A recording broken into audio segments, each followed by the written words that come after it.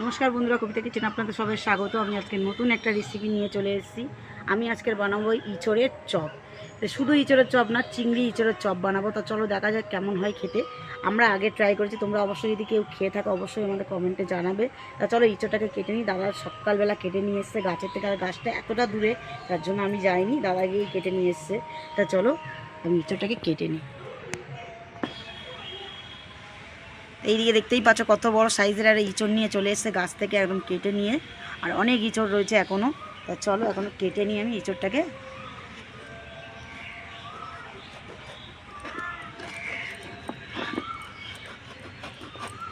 এতটা ইঁচড়ে আমি কিন্তু বানাবো না, আমি হাফটা নেব। আর দেখতে পাচ্ছ কতটা আটা আর কত বড় বড় সাইজের দানা হয়ে গেছে। এই দানা কিন্তু চপ খেতে হেভি লাগে খেতে। আর চলো আমি একটুখানি প্রথমে একটু জল দিয়ে প্রথমে ধুয়ে নেব, তাহলে আটাটা বেরিয়ে যাবে। এদিকে দেখো ইঁচড়টা আমি কেটে নিয়ে চলে এসেছি, জল দিয়ে দিয়েছি, ওর মধ্যে দিয়ে দেবো হালকা করে হলুদ, ছাঁকানি ইঁচড়টা কালো হয়ে যায়। দিয়ে আমি ইঁচড়টাকে একটু নাড়াচাড়া করে আর ইঁচড়টাকে আমি সিদ্ধ বসিয়ে দেবো এর মধ্যেই। তো চলো ইঁচড়টাকে আমি সিদ্ধ করে নিই।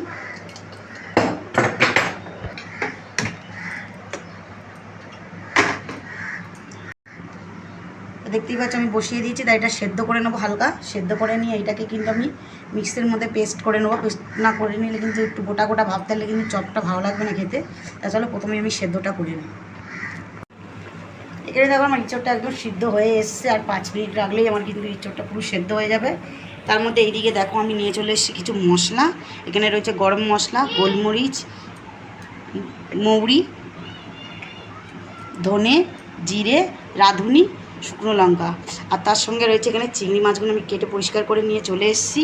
আর এখানে রয়েছে পেঁয়াজ কোচা, আদা বাটা, রসুন বাটা, আদা বাটা। এখানে চিংড়ি মাছটার মধ্যে আমি একটু কিছু মশলা মাখিয়ে নেব। হালকা করে দিয়ে দেবো লবণ, খুবই অল্প, হলুদ গুঁড়ো, জিরের গুঁড়ো, আর এখানে দিয়ে দিচ্ছি কালারের জন্য কাশ্মীরি লঙ্কার গুঁড়ো।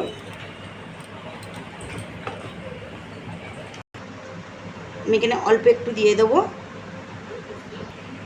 এর মধ্যে অল্প একটু দিয়ে দেবো ভিনিগার সামান্য। তোমরা এটা লেবুও দিতে পারো, 2-3-4 ফোঁটা। তা চলো এটাকে ভালো করে মাখিয়ে আমি 2 মিনিটের জন্য রেখে দেবো এক সাইড করে। এখানে ইঁচড়টা সিদ্ধ হয়ে গেছে, আমি এবারে ছেঁকে নেব। এইদিকে দেখো আমি একদম ছেঁকে ধুয়ে নিয়ে চলে এসেছি। একদম গরম রয়েছে, এত গরম কিন্তু পেস্ট করা যাবে না, একটু ঠান্ডার জন্য আমি অপেক্ষা করবো এটা। এখানে আমি একটা ফ্রাই প্যান বসিয়ে নিয়েছি, এর মধ্যে আমি দিয়ে দেবো প্রথমে শুকনো লঙ্কাটাকে আমি প্রথম ভেজে নেব একটুখানি।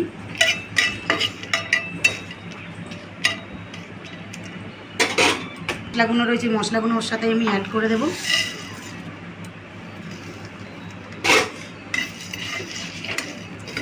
মশলাগুলোকে আমি কিন্তু বেশি পোড়াবো না, আমি হালকা ভালো করে ভেজে নেবো একটু।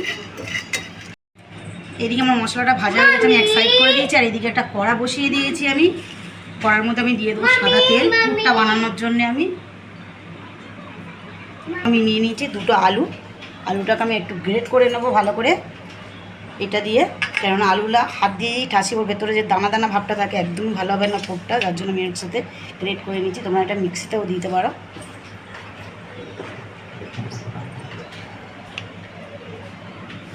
পুরটা বানানোর জন্য আমি তেল দিই।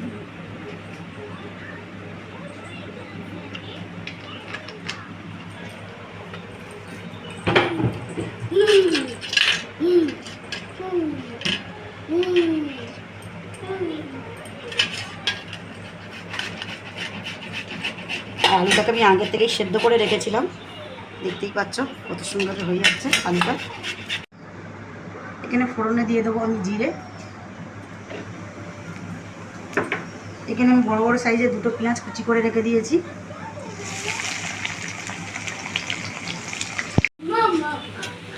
এখানে দিয়ে দেবো রসুন বাটা,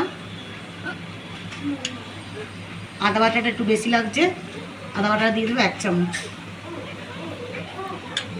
এটা ভালো করে একটু নাড়াচাড়া করে নেবো যাতে কাঁচা গন্ধটা বেরিয়ে যায়।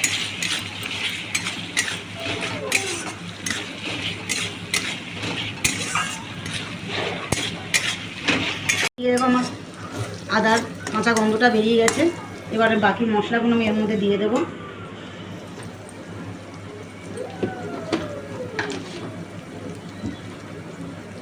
দিয়ে দেবো পরিমাণ মতন হলুদ গুঁড়ো, স্বাদ মতন লবণ, আর রঙের জন্য দিয়ে দেবো কাশ্মীরি লঙ্কার গুঁড়ো,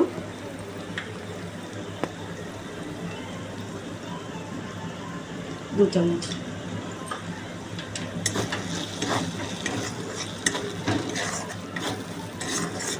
এর সঙ্গে যেই আলুটাকে আমি গ্রেট করে রেখেছিলাম আলুটাকে আমি ওর মধ্যে দিয়ে দেবো।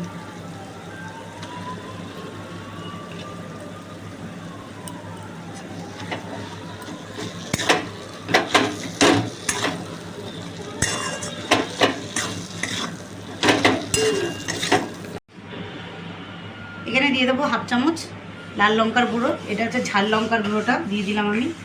এবার এটাকে ভালো করে আমি মাখিয়ে নেব। এরপরে দেখো এখানে দেখো আমি ইঁচড়টাকে পেস্ট করে নিয়ে চলে এসেছি। এই ইঁচড়টা সবটা আমি দিয়ে দেবো। মনেই হচ্ছে না কিন্তু এটা ইঁচড় বাটা হচ্ছে। মশলার সাথে ভালো করে আমি নাড়াচাড়া করে নেবো।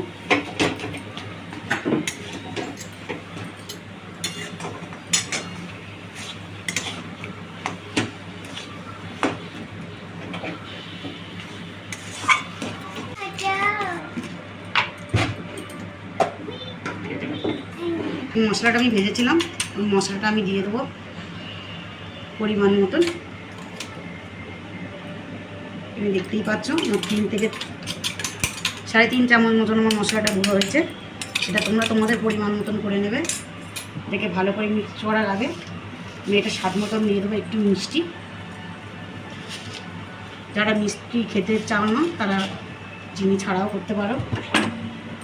দিয়ে মশলাটাকে ভালো করে আমি মাখিয়ে নেব।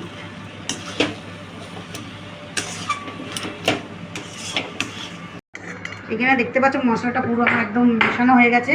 এর মধ্যে নিয়ে নিয়েছি বিস্কুটের গুঁড়োটা একটু, এটা যাতে একটু ঢিলা ঢিলা রয়েছে টাইট করার জন্যই আমি এটা দিয়ে দিচ্ছি বিস্কুটের গুঁড়োটা। তাহলে এটা কিন্তু একদম টাইট হয়ে যাবে।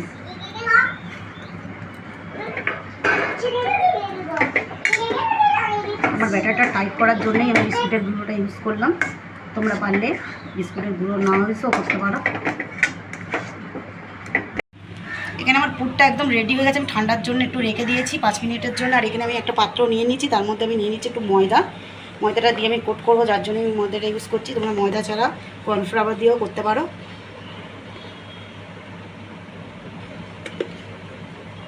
আমি নিয়ে নিয়েছি 3 চামচের, এই চামচের 3 চামচ ময়দা।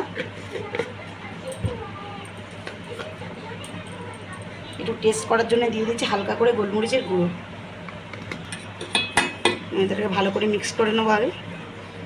এরপরে ময়দাটাকে আমি হালকা হালকা করে জল দিয়ে ব্যাটারটাকে আমি গুলে নেব।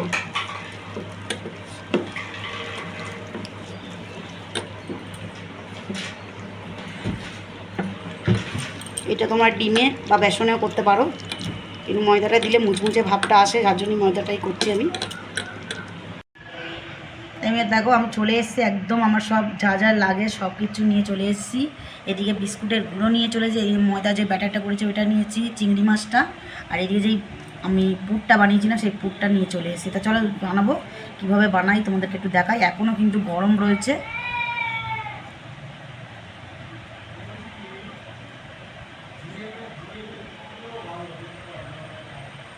তো তুমি এরকম করে নেবো। আর এইদিকে দেখতেই পাচ্ছ চিংড়ি মাছের আমি এই ল্যাসটাকে রেখে দিয়েছি, তাহলে দেখতে সুন্দর লাগবে। এইভাবে দেব যাতে ল্যাসটা একটু বের হয়ে থাকে। আর এর ওপর থেকে আরেকটু করে পুর নেব, নিয়ে উপর থেকে এইভাবে দিয়ে চিংড়ি মাছটাকে পুরো কভার করে দেব একদমই।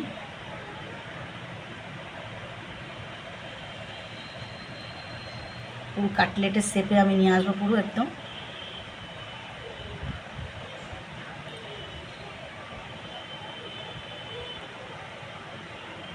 তোমরা তোমাদের মতন শেপ বানাতে পারবে।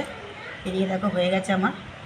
এবারে আমি ময়দার মধ্যে দিয়ে, তোমরা এটা দুটোও দিতে পারো, আমি একটা দিচ্ছি।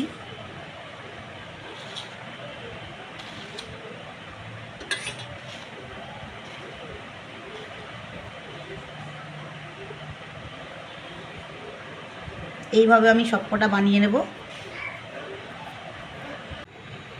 এইদিকে দেখতে পাচ্ছ আমার সব বানানো হয়ে গেছে, তো চলো এবার ভাজবো। আর এই দিকটা দেখো কত সুন্দর বানিয়েছে। আর এইটা কিন্তু আমার মেয়ে বানিয়েছে, পুরো মাছের দাগার মতন মনে হচ্ছে যেন মাছ, কিন্তু একদমই না। ওই এটা পুরটা নিয়ে এইভাবে তৈরি করেছে। তা চলো এইগুলো আমি ভেজে নিই। এইদিকে দেখো তেলটা আমার গরম হয়ে গেছে, আমি আস্তে আস্তে করে এক একটা ছেড়ে দেবো। আর এটা কিন্তু একদম ধিমি মাছেই হবে, গ্যাস একদম জোরে দিলে হবে না, এটা আস্তে আস্তে ফ্রাই হতে দিতে হবে।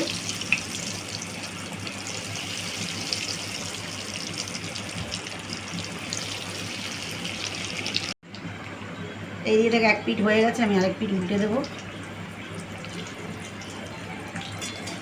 কত সুন্দর কেন হয়েছে দেখো, লাগছে হেবি সুন্দর দেখতে।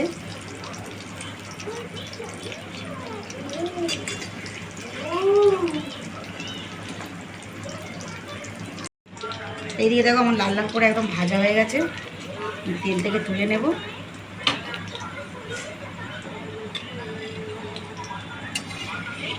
বাকি এবারে যেইগুলো রয়েছে এইগুলো একইভাবেই ভেজে নেব আমি। দেখো কত সুন্দর হয়েছে কাটলেটগুলো আমার।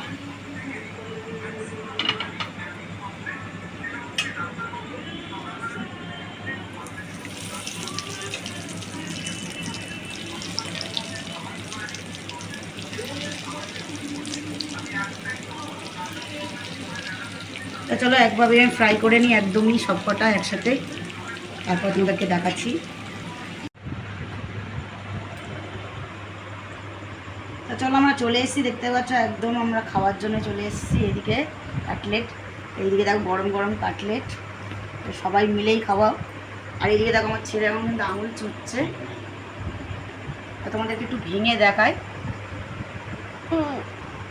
ভেতরটা কত সুন্দর দেখো ফ্রাই হয়ে গেছে। আর চলো খেয়ে দেখাই কেমন হয়েছে কিন্তু।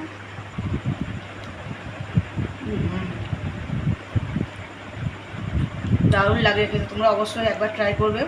আর তোমাদের রেসিপিটা যদি ভালো লাগে অবশ্যই চ্যানেলটাকে সাবস্ক্রাইব করবে, ভিডিওটি লাইক করবেন, কমেন্ট করে জানাবেন। আর যারা এখন আমার চ্যানেলটাকে সাবস্ক্রাইব করেনি অবশ্যই চ্যানেলটাকে সাবস্ক্রাইব করে আমার পাশে থাকবে। আর পুরো ভিডিওটা অবশ্যই তোমরা দেখবে। তা দেখা হচ্ছে তোমাদের সাথে পরের ভিডিও নিয়ে। এখন বাই বাই।